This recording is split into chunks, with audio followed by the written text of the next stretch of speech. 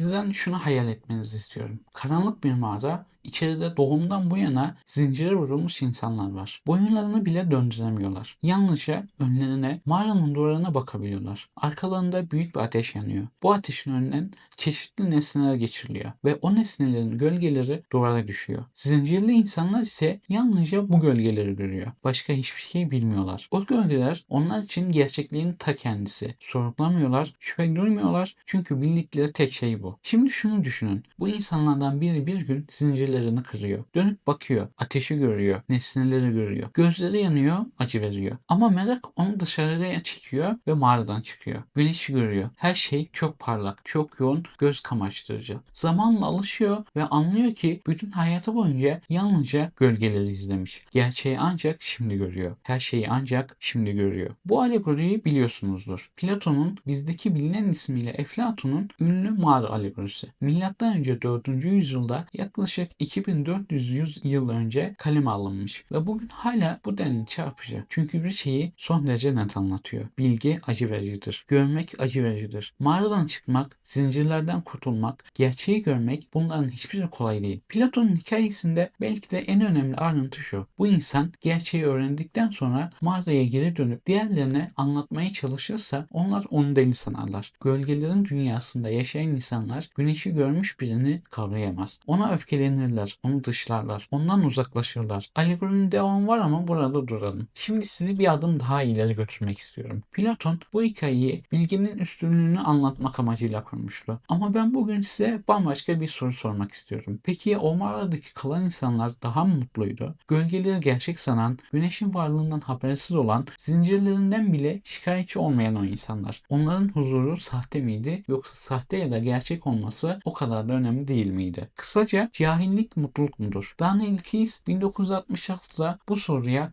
bir roman yazdı. Adı Algernon Çiçekler. Bu roman bence Platon'un mağara algorisinin en acı, en insani, en yürek parçalayıcı yanıtı. Tabi yazarın aklına bu alegori gelmiş midir bilmem ama ben kitabı okurken aklıma direkt bu anlattıklarım ve görmek acı vericidir tablosu geldi.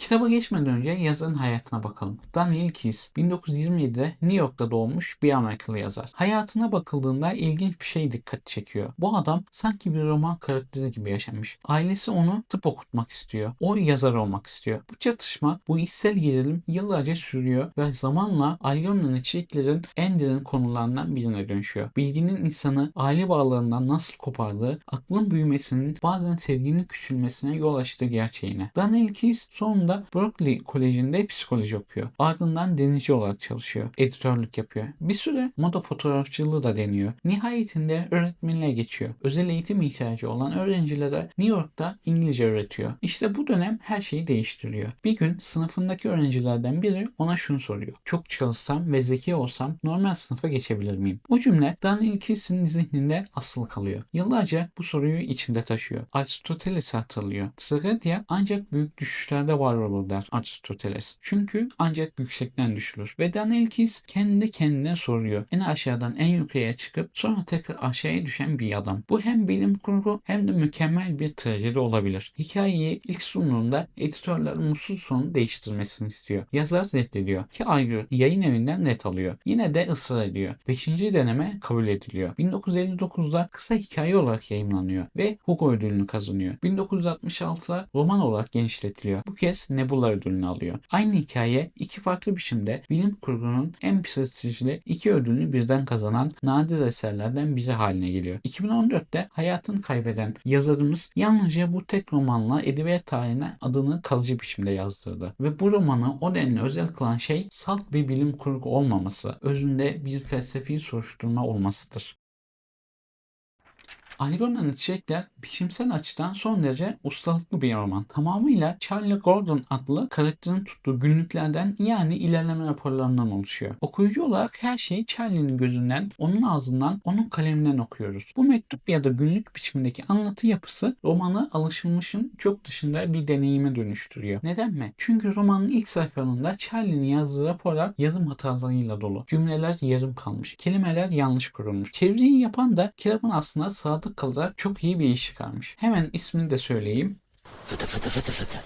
Handan ünlü haklanır. Yani kitabı okumaya başlayınca basım hatası mı diye düşünmeyin. Bana soranlar olmuştu. Bu yalnızca bir yazım tekniği değil, Charlie'nin o anki zihnini, o anki dünyasını doğrudan görmek demek. Sonra ameliyata giriyor. Sayfalar yavaş yavaş değişmeye başlıyor. Cümleler uzuyor, düşünceler de derinleşiyor. Kelimeler yerli yerine oturuyor. Charlie giderek daha rafine bir dille yazıyor. Bir noktada o kadar ileriye geçiyor ki kendisini ameliyat eden bilim insanlarının hatalarını buluyor. Onlara ders veriyor. Sonra gerilime başlıyor yavaş yavaş. Önce küçük hatalar, sonra daha fazlası. Raporlar tekrar kısalıyor, cümleler tekrar bozuluyor. Bu gidiş gelişi sayfada gözlerinizle fiziksel olarak görmek, okuyucu olarak içinizin bir yerde sıkıştığını, nefesinizin tutulduğunu hissettiriyor. Yazarın yazma biçimi içeriye ayna tutmuş. Dil yalnızca hikayeyi anlatmıyor. Hikayenin kendisi oluyor. Bence bu romanın en büyük ustalıklarından biri. Roman Charlie Gordon adlı 30'lu yaşlarında bir adamla başlıyor. IQ'su 68. New York'ta bir fırında çalışıyor. Geceleri yetişkin eğitim kurslarına gidiyor ve öğrenmek istiyor. Zeki olmak istiyor. Bu arzu o denli işten, o denli saf ki okurken acıyorsun Charlie'ye. Charlie aptal değil. Sistemin, toplumun, koşulların içinde kalmış ve sınırlandırılmış bir insan. Ama o sınırların farkında bile değil ve bu yüzden kendi halinde mutlu bir yaşam sürüyor. Gece kursundaki öğretmeni Alice Cannon ona bilimsel bir deney öneriyor. Doktor Strauss ve Profesör Nemur beyin ameliyatıyla zekanın yapay olarak arttırabileceği teorisini geliştirmişler. Bu deneyi daha önce Algernon adlı bir laboratuvar faresi üzerinde uygulamışlar ve sonuçlar son derece umut verici çıkmış. Şimdi sıra insana gelmiş. Charlie gönüllü olarak ilk insan denek olmayı kabul ediyor. Çünkü o yalnızca zeki olmak istiyor. Annesinin ona hep söylediği zeki ol sözü hep aklında. Bir de zeki olunca daha çok arkadaşı olacağını, sevgilisi olacağını düşünüyor. Ameliyat gerçekleşiyor. İlk başta pek bir şey hissedilmiyor. Charlie fırındaki işine devam ediyor. Alice ile görüşüyor. Algernon ile labirent yarışlarına giriyor. Başlarda Algernon her yarışı kazanıyor ve bu Charlie'yi çok sinir ediyor. Bir farede neden geride kaldığını anlayamıyor. Ama sonra bir şeyler değişmeye başlıyor. Yavaş yavaş fark edilmez bir biçimde bir şeyler değişiyor. Kelimeler anlam kazanıyor. Bağlantılar kurulmaya başlanıyor. Kitaplar çok daha kolay anlaşılıyor ve Charlie Algernon'u labirentte yenmeye başlıyor. Aylar geçiyor ve IQ'su 185'e, hatta ilerleyen aşamalarda daha da artıyor. Charlie artık haftalar içinde dil öğrenebiliyor. Bilim insanlarının yanlışlarını görebiliyor. Büyük teorileri derinlemesine eleştirebiliyor. Ama tam bu sırada başka bir şey daha oluyor. Charlie gözleri açılmış biri gibi geriye dönüp bakıyor ve geçmişini görüyor. Fırındaki arkadaşları Joe ve Frank'ın aslında onunla alay ettiğini anlıyor. Onlar güldüklerinde aslında ona güldüklerini anlıyor. Bilim insanlarının kendisini yalnızca bir denek olarak gördüklerini, Profesör Nemur'un onu bir kariyer basamağı olarak kullandığını anlıyor ve geçmiş dalgalar halinde geri geliyor. Geçmişi düşündükçe acı çekmeye başlıyor. Çocukluğu, annesi, yalnız kaldığı anlar. Bunlar hep acı veriyor. Görmek acıtıyor. Buraları okurken Charlie'ye acıdım. Charlie dedim. Ne gerek vardı buna? Kendine acı vermeye. Bir gün Chicago'da büyük bir psikoloji kongresinde bilim camiasına sunuluyor. Nemur onu bir nesne gibi sergilerken Charlie derinden aşağılanmış hissediyor. Kongre salonundan çıkıyor ve Algernon'u kafesinden alarak birlikte kaçıyor. Algernon ve Charlie ikisi birlikte. İkisi de bu sistemin içinde tutsak, ikisi de artık labirentin dışına çıkmış hale geliyor. Ama sonra Algernon'un davranışları bozulmaya başlıyor. Fare önce saldırganlaşıyor. Ardından labirentleri çözememeye başlıyor ve nihayetinde zihni tamamen çöküyor. Algernon bir gün ölüyor. Charlie onu bahçeye gömüyor ve mezarına çiçek bırakıyor ve anlıyor ki Algernon'la kaderi aynı olacak. Algernon da kendi sonunu görüyor. Bilimsel çalışmalarında çok önemli bir şeyi fark ediyor. Ameliyatın etkisi kalıcı değil. Hatta kalıcı olamaz. Zekanın yapay yollarla bu kadar hızlı arttırılması sinir sisteminde geri döndürülemez bir yıpranmaya yol açıyor. Bunu formüle ediyor. Algernon Gordon etkisi adını veriyor ve bilimsel literatüre kazandırıyor. Kendi sonunu bilimsel bir makaleyle yazmış oluyor. Bu satırlar bana göre romanın en hüzünlü anı. Bir insan kendi yok oluşunu bizzat ispatlıyor. Daha sonra gerilime başlıyor. Yavaş yavaş kazandığı dilleri birer birer unutuyor. Okuduğu kitaplar anlamsız geliyor. Düşünceleri basitleşiyor. Alice'i gönderiyor. Çünkü onun kendisini bu halde görmesine dayanamıyor. Fırına geri dönmek istiyor. Eski haline kavuşmak istiyor. Sonunda bir karar veriyor. Kimsenin onu tanımadığı, kimsenin hangi Charlie olduğunu bilmediği bir devlet bakımına gidecek. Son raporunda o tanıdık yazımı hatalığıyla şunu yazıyor. Not: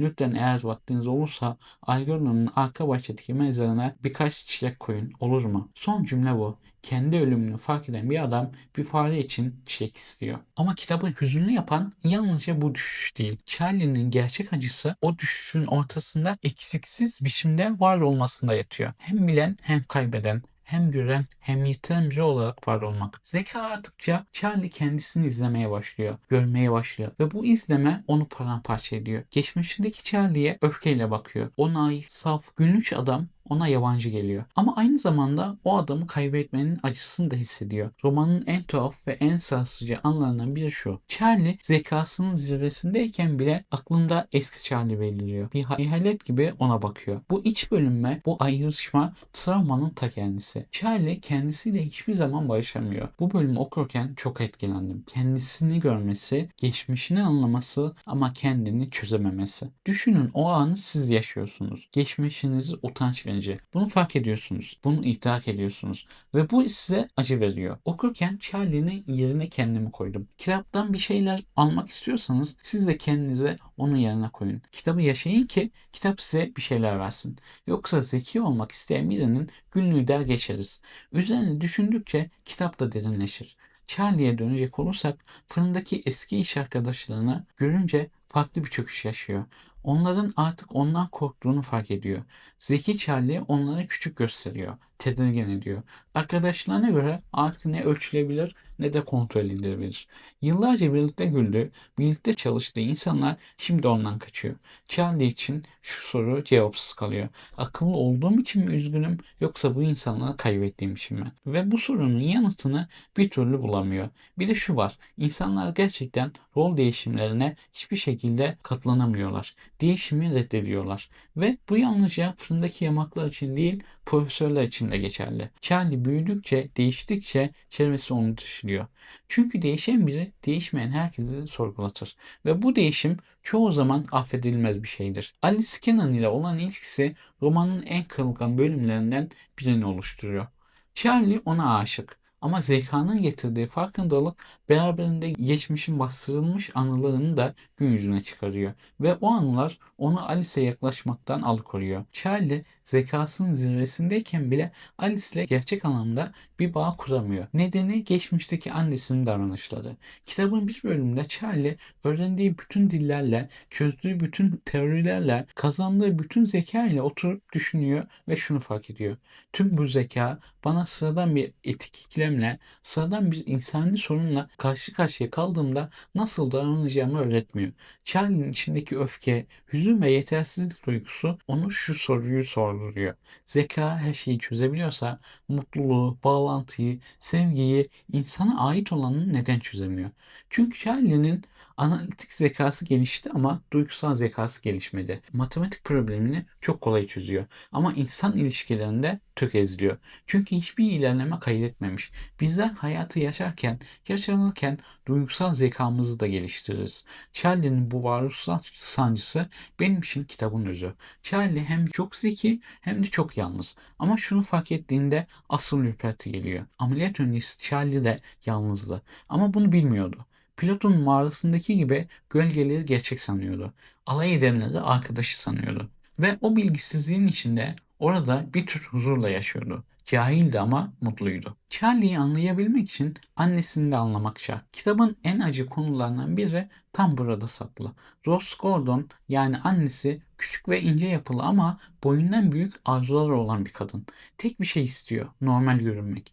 Toplumun gözünde sıradan, başarılı, düzgün bir aile olmak. Ve zihinsel engelli bir çocuk bu tabloya sığmıyor. Annesi Charlie'nin engelini kendi başarısızlığı, hatta kendi günahı olarak görüyor. Çünkü o dönemde toplum ona tam da böyle bir mesajı veriyordu. Küçük Charlie'yi yıllarca doktorlara koşturuyor. Sahtekar bir doktora götürüyor onu. Doktor Guarino adında biri. Bu adam Charlie'yi yanıp sönen, vızıldayan garip bir makineye bağlıyor. Ailesinin parasını alıyor ve Charlie'nin zekasını artacağına söz veriyor. Charlie o kadar korkuyor ki orada altına kaçırıyor ve annesi onu bu adamın yanına götürmeye devam ediyor. Çünkü annesinin gözünde umut her şeyden çok daha önemli. Gerçeği kabullenmek istemiyor. Sonra kız kardeşi Norma doğuyor. Norma'nın doğumuyla birlikte annesi sanki bir anda kararını veriyor. Norma normal, Norma başarılı. Norma istediği çocuk. Charlie artık görünmez. Dahası Charlie ergenlik çağına girmeye başladığında annesi onun herhangi bir cinsel duygu taşımasından,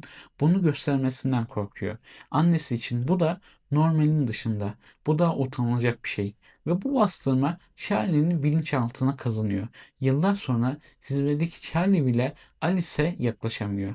Bir kadının yanındayken eski Charlie içinden beliriyor ve onu durduruyor. Travması yalnızca beyinde değil, bedende, reflekste. O refleksin üzerine inşa edilen bütün ilişkilerde yaşıyor. Sonunda annesi Charlie'yi evden gönderiyor. Babası bakım evine götürmek yerine amcası Herman'a bırakıyor onu. Amca Herman babasının arkadaşının fırına yerleştiriyor Charlie'yi ve Charlie'nin hayatı oradan devam ediyor. Fırında yetişkin kurslarında o saf merakıyla zeki olmak hayaliyle yaşıyor. Kitabın ilerleyen kısmında Charlie zekanın zirvesindeyken annesini bulmaya gidiyor. Bütün dilleri öğrenmiş, bütün terörleri çözmüş, dünya ile arasındaki bütün duvarları yıkmış bir adam olarak.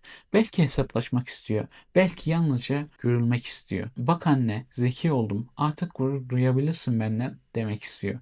Annesinin evine yaklaşırken raporda şunu yazıyor. Bütün dillerle, bütün bilgilerle dilim damağıma yapıştı ve yalnızca anne diyebildim. Bu cümleyi okuduğumda duraksadım. Çünkü bu travmanın tam tanımı. Zekan ne kadar büyük olursa olsun o ilk yarıya döndüğünde yeniden çocuksun. Bütün öğrendiklerin, bütün bildiklerin o eşikleri yiyip gidiyor ve annesini görüyor. Annesi demasla mücadele ediyor. Bunama başlamış artık. Bazen tanıyor Charlie'yi, bazen tanımıyor. Bir an gurur duyuyor. Bir an mutlak bıçağını alıp üzerine yürüyor. Geçmişteki aynı olayları yaşıyor. Yıllar sonra bir kez daha. Charlie kaşıyor ve ağlıyor. Annesini affetmeye karar veriyor. Çünkü o yükü taşımak artık kendisine de ağır geliyor. Ama bu affetme kendisi için çok üzünlü. Çünkü annesi zaten orada yok. O kadın çoktan gitmiş. Yerinde yalnızca unutmuş, gerilemiş, bunamış bir yaşlı var. Biraz da Algernon üzerine konuşalım. Algernon, Charlie ile birebir aynı kaderi yaşıyor. İkisi de bu deneyin kurbanı. İkisi de bilimsel hırsın birer nesnesi. İkisi de labirentin içinde. Biri fare kafesinde, diğeri toplumsal beklentilerin kafesinde. Algernon'un davranışları bozulmaya başladığında Charlie bunu akademik değil içgüdüsel olarak biliyor. Çünkü Algernon onun önceki versiyonu değil, onun paralel versiyonu. Kitabın başlığı ise kitabın son cümlesinden geliyor. Yazım hataları geri dönmüş, zeka gitmiş ve o adamın son isteği şu. Biri Algernon'un mezarına çiçek götürsün.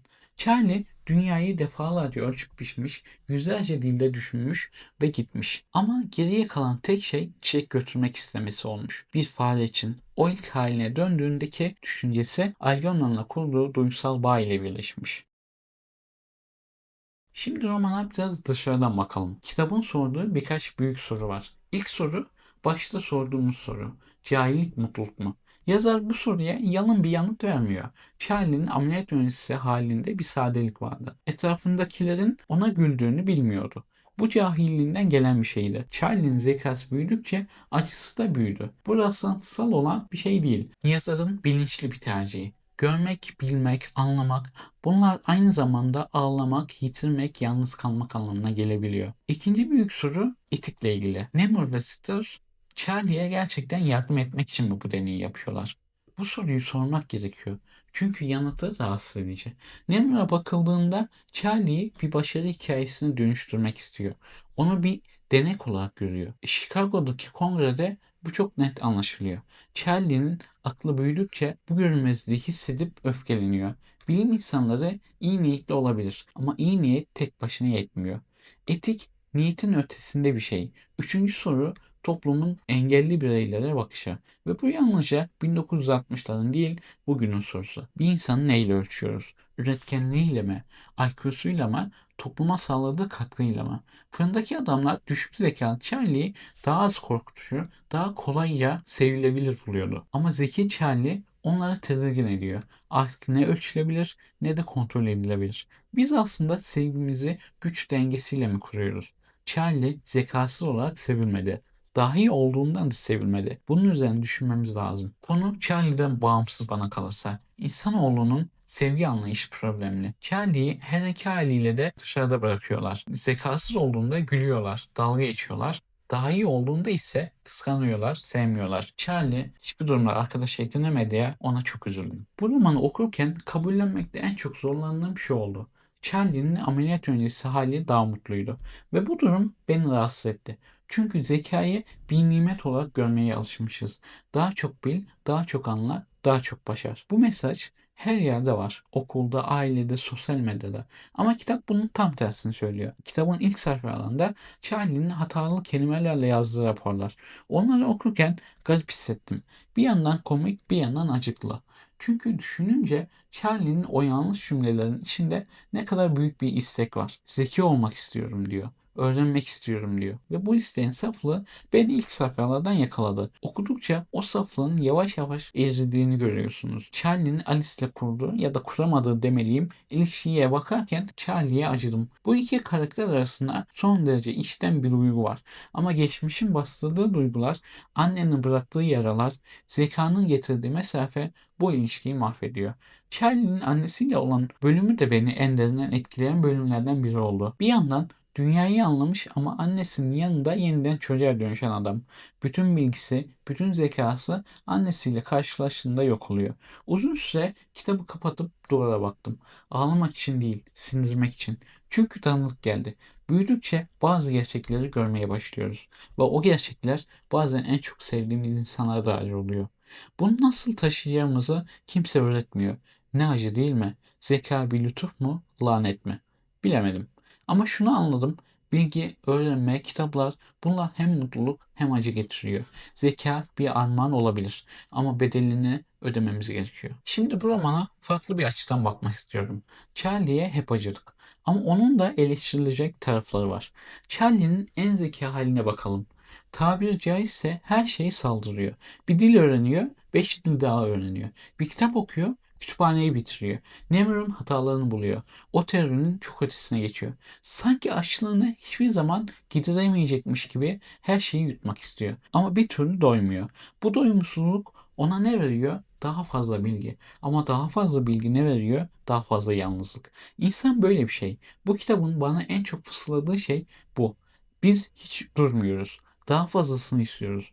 Daha zeki, daha güçlü, daha iyi, daha tanınmış olmak istiyoruz. Bu arzu bazen bizi büyütüyor. Evet, bunu kabul ediyorum. Ama bazen aynı arzu bizi bir labirent içinde tutsak ediyor. Tıpkı Algernon gibi, tıpkı Charlie gibi. Şunu düşünün. Charlie ameliyat öncesi de istiyordu. Zeki olmak istiyorum diyordu. Zeki oldu. Daha fazlasını istedi.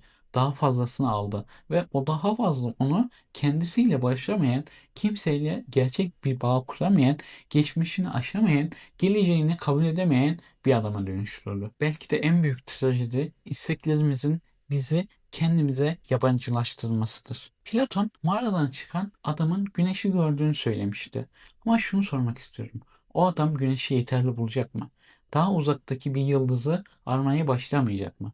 Bence Charlie Gordon tam da bu adamdı. Ve bu yüzden bu roman sizi yalnızca kedere boğmuyor. Sizi kendi arzularınıza bakıp düşündürtüyor. Ne istiyorsunuz? Gerçekten ne istiyorsunuz? Ve o isteğe ulaştığınızda yeterli olacak mı? Nuri Bilge Ceylan'ın güzel bir sözü var. Mutluluğun başka yerde olduğu avuntusu birçoğumuz için geçerlidir. Çünkü hayatımızdan memnun değilsek nerede olursak olalım başka yerde mutlu olabileceğimiz avuntusu bize iyi gelir. Biz de mağaranın içindeyiz her birimiz bir ölçüde. Kimi zaman zincirlerimizin farkında değiliz. Kimi zaman zincirlerimizi kırdığımızda bulduğumuz şey yeni bir zincir oluyor. Daha büyük bir mağara, daha parlak gölgelerle karşılaşıyoruz ve bu bize acı veriyor. Ayrılan çiçekler bana zeki insanların değil, kalbi açık insanların, kalbinde merhamet olan insanların daha değerli olduğunu söylüyor. Ama aynı zamanda şunu da söylüyor. Kalbi açık olmak bile bazen yetmiyor. Çünkü travmalar var, toplum var, dünyanın düzeni var ve hepsinin içinde direnen bizler varız. Hem güçlü hem kırık, hem akıllı hem çaresiz, hem seven hem sevilemeyen. Bir şey diyeyim. Bu kitap okumayı bitirdikten sonra sizi değişmiş bırakıyor. Tam olarak neyin değiştiğini tarif etmek güç. Ama bir şeylerin yerinden oynadığını hissediyorsunuz. Peki kime tavsiye ederim? Kitabı bilim kurgu okumayan birine de gönül rahatlığıyla tavsiye ederim. Bu roman türün sınırlarını aşıyor. İnsanın içine giriyor. Özünde bir psikolojik roman. Kendinizle empati kurdurup kafanızın içinde sorular bırakıp gidiyor. Bu sorulardan birkaçını bu videoda yanıtladım. üzerine daha çok konuşulabilir. Bu roman üzerinden insanın kendi iç dünyasına giriş yapılıp bambaşka konularda konuşulur. Ama burada bitirelim. Bu kitap yavaş ve dikkatli okunmayı hak ediyor. Son sayfaları okurken yalnız olmak isteyebilirsiniz. Yorumlarda bu kitap sizde hangi düşünceler bıraktı yazın, beraber konuşalım. Beni dinlediğiniz için teşekkür ederim. Videoyu beğenmeyi, kanala abone olmayı unutmayın. Bir sonraki videoda görüşmek üzere. Hoşça kalın, edebiyatla kalın.